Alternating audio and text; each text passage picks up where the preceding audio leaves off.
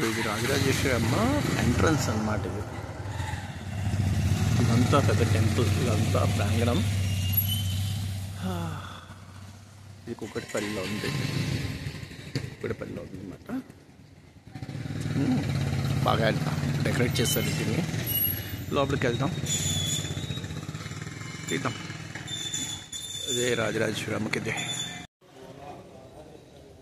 దేవీ నవరాత్రులు. ఇక్కడ రాజరాజేశ్వరి దేవాలయం అన్నమాట. ఇది దేవస్థానం అంటారు.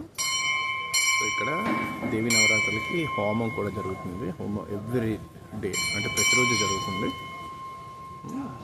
చాలా బాగా చేస్తారు అన్నమాట. ఇది రాజరాజేశ్వరి అమ్మవారి టెంపుల్. చాలామంది భక్తులు వస్తారు. ఇంకా మార్నింగ్ కదా, ఈరోజు వేరంగా వెళ్ళిపోతున్నాను ఆఫీస్కి. సో చేస్తాను. సో చాలా కొంచెం మంది ఉన్నారు జనం, అందుకే తీయవలసి వస్తుంది. తీస్తున్నాను, చక్కగా అవుతున్నాను. కాస్త దూరం నుంచి తీస్తాను.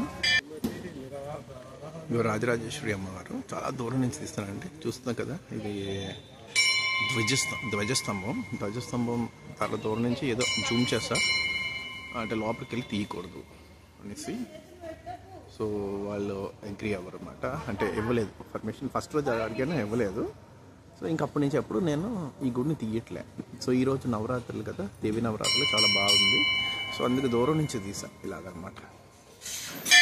దేవీ నవరాత్రులు రెండో రోజు. సో ఇలాగా ఇది హనుమంతుడి టెంపుల్. ఆ పక్కనే నవగ్రహాలది. సో ట్రేస్ చేస్తాం, జూమ్ చేస్తాం.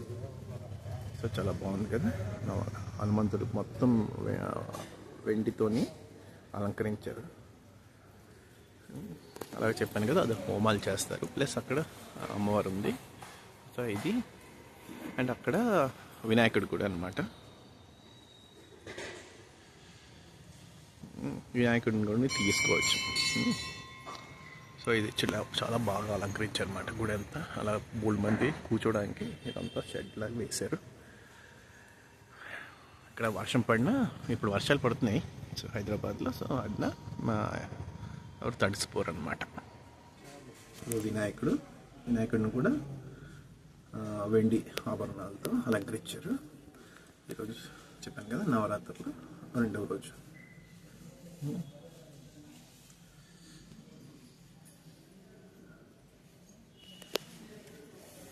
ఇలా తీసానమాట. ఫల్పేస్ ఉంది అదండి.